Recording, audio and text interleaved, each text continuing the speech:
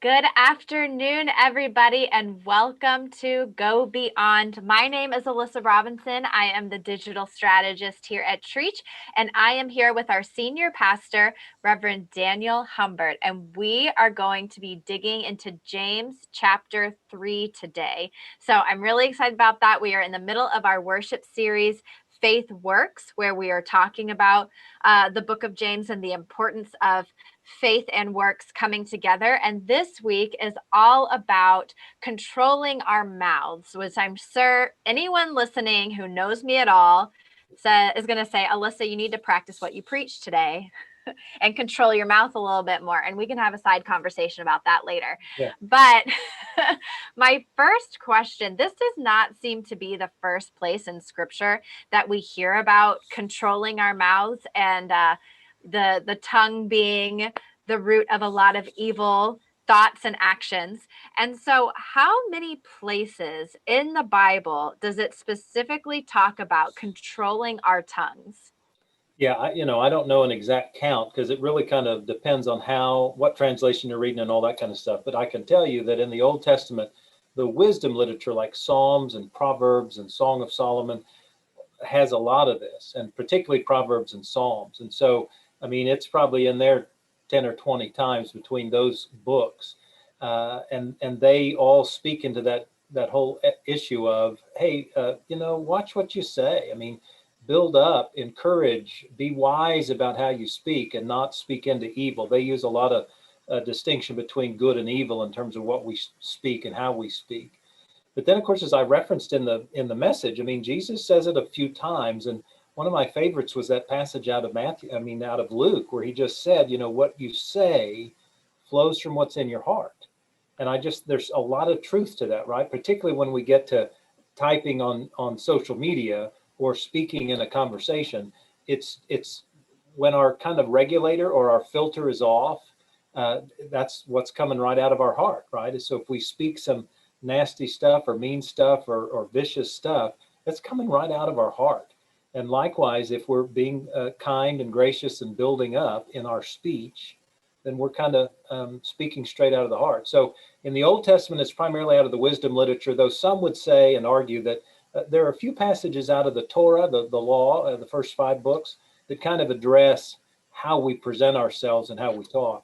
But then it's Jesus, James, and Paul, and the 3 bigwigs of the New Testament, and they just say it very clearly. This is a part of who we are. Watch what you say. And it's much more about our attitude and our thoughts than it is about cussing. I mean, we probably ought to work on our cussing. I know I should, but it's really not so much about cussing as it is about, how you're presenting yourself and how you're representing God and how you're treating other people with your words. Yeah, the cussing thing. I'm the first to admit, I curse like a sailor. I really try. Honestly, I don't even try and change it. But I do have my limits on it's the way you talk to people. It's the way you treat people. I might, let an expletive fly about a situation that I'm in or to emphasize a point, but I would never direct that at an individual. And I'm wondering where is the line? Because a lot of times when I'm going to my mom, as an example, and I say, I just need to vent to you for a moment. I just need to let something out. I need to get it out. I know that it's also bad for our health to bottle things up. Right. But I could be going to her and speaking evil to her in a moment, saying, I just need to get this out to somebody. Is that a bad thing to do? Well, so yeah, no, I think I don't know that James really had this concept in mind about sort of mental health and needing to process, right? And that's what you're talking about, is processing information. And so or not information, but what you're going through and what you're experiencing. And so I don't really think that's what James is talking about. James is really talking about how we interface with each other and how we interact with one another, not so much like with a counselor, whether a professional counselor or a good guide like your mom or a mentor or a coach or whatever, where you're literally just processing something out. Every once in a while, we do need to speak into, man, that really hurt my feelings, or that's really evil, or that's not the way it ought to be. And to process that out is one thing with a confidant. versus just sort of treating somebody poorly. Because when all is said and done, that's what James is really addressing here, is treating one another poorly. Well, and one of the things that you talked about on Sunday is, a kind of tale as old as time. It is not new that we are mistreating each other, that we are not speaking respectfully to each other. And so I just want to know, culturally, do you know what James was specifically responding to when he was putting so much emphasis on speech? Like, what was going on with that first church that Yeah. he's helping build? Well, as we've mentioned actually each week, I mean, it is fascinating that James is addressing these things just 20 to 30 years after Jesus' death, right? So again, within a generation, whatever he's covering, he's talking about a very early set of circumstances in the life of the church. And here's one of them. And while I don't know that any of us knows exactly what he's addressing, it appears based on in chapter 4, verse 1, that he's actually addressing a controversy or a conflict or some turmoil in the local churches, and he's trying to help them figure out a way to process through that. So they were dealing with anger, right? They're at each other's throats, if you will, or they're disagreeing over something. And then he's going another step further and talking about, well, look, so when you're angry or when you're in a dispute, let's not trash each other. Let's not disparage one another. Let's not talk down to one another. Let's be respectful. I mean, let's recognize how important it is to maintain not only decorum, but also just common courtesy and respect and integrity about how I speak to you. I know I've got a teenager. I've had two teenagers now, and so every once in a while you have to have this conversation. I don't doubt for a second that your parents had this conversation with you at some point as an adolescent. Hey, watch your tone, or watch the way you present this, right? And it wasn't so much not necessarily even the words you said, but it was the way we presented it or the way we convey it, right? Yeah, my phrase was check your attitude. That's which I still hear from time to time. That's what James was dealing with. He was dealing with people who hadn't figured out how to check their attitude when they were trying to rectify a problem or figure out how to make the church work better. They just started going at each other's throats. And so we've said this every week, and I'll say it again. There's nothing new under the sun. What we're experiencing today is not uncommon from what James was talking about, whether it's in the life of a church or the life of a country or the life of the world. We deal with this all the time. It's our human condition. Well, and at the end of chapter 3, he starts talking about two kinds of wisdom.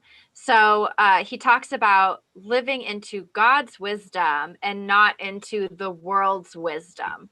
And how do we gut check differentiating the two? How do we know that it's God's wisdom versus the world's wisdom? And I just find it interesting that he calls both of them wisdom. Yeah. Yeah, and he pushes that even into chapter 4, and so we might address that a little bit more next week too. But he's basically again in the context of speech, he's saying, sometimes we will literally claim the goodness of God in one sentence and curse a creation of God in another sentence, right? And so part of what he's acknowledging is we can't be two-faced. I mean, that's not really his language, but we can't sort of say God is great and wonderful, but something that God created, i.e. you or somebody else, when I'm in conversation with you, and just say you're a sorry dog and you're no good and what you've thought. And essentially that's James's balancing act or threshold that you're talking about, is if we begin to disparage or call out a creation of God, somebody who's made in the image of God, that's kind of the threshold. And we're all tempted to do it. I mean, holy crud, I do it all the time, right? Where if I don't like what somebody's doing, or if I certainly don't necessarily like the person, it's very easy to villainize or to sort of make evil this other person. And that's what James is cautioning us against, because once we cross that line, whatever it is, man, it's easy to keep trashing, right? It's easy to keep dogging. And so James is just saying, sort of keep that in check. And so in our modern language, that's why I love that poster that I found at those schools. None of that was original with me. That was something that we're trying to teach our kids in elementary and middle and high school, that golly, we adults need to consider as well. Think, right? Is it true? Is it helpful? Is it inspiring? Is it necessary? And then is it kind? And that might be an easy threshold. I know sometimes that might be a little overwhelming to try to do that in an instant, but just golly, even one or two of those. Is this going to be kind, what I'm saying? Or will this be helpful in the conversation? Or is it just sort of a gotcha zinger kind of a deal, right? And we could all stop right there just in the instant and go, okay, pause, breathe, hold on. Is this kind? Is this generous? And I would also say, just because it's needs to be kind and inspiring does not mean it shouldn't be challenging or it shouldn't be cautionary in how I talk with somebody, right? We can have these disagreements without being ungracious and unkind. And I think that's what James is cautioning us about. Yeah, and one of the things that I struggle with, and I actually have a few questions on this already mapped out for Wednesday, uh, but we have different opinions on what is helpful, what Yeah, is necessary, what is inspiring, and something absolutely. that you think is necessary, I might not. And so I that's where I start to struggle is man, how do we hold each other accountable, or is that even our role to do that? Well, yeah. So, as you rightfully point out, so if I say something that I believe is necessary, but you find quite unnecessary, that's where we just enter into further dialogue, right? We further talk through, well, golly, why did you even say that? Or what did you mean by that? Or how does that work? And that's where this is a whole nother topic, but that's where curiosity comes in, right? Well, I wonder what you meant by that. And I'm wondering what you tried to intend by that part of the conversation, right? Curiosity can make a huge difference. And that typically curiosity is not accusatory, it's just open ended. And I'm trying to figure this stuff out. And I think it can be helpful in the conversation.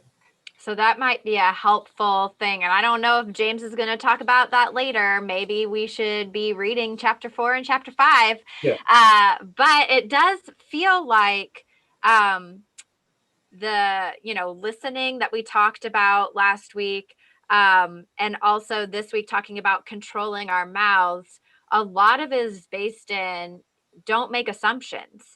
And that leads to the curiosity. Don't make assumptions about what the person meant when they said this, or what they were thinking when they did this, or whatever it is. Yeah, I would agree. And it also goes to respect, right? I want to respect you as a person.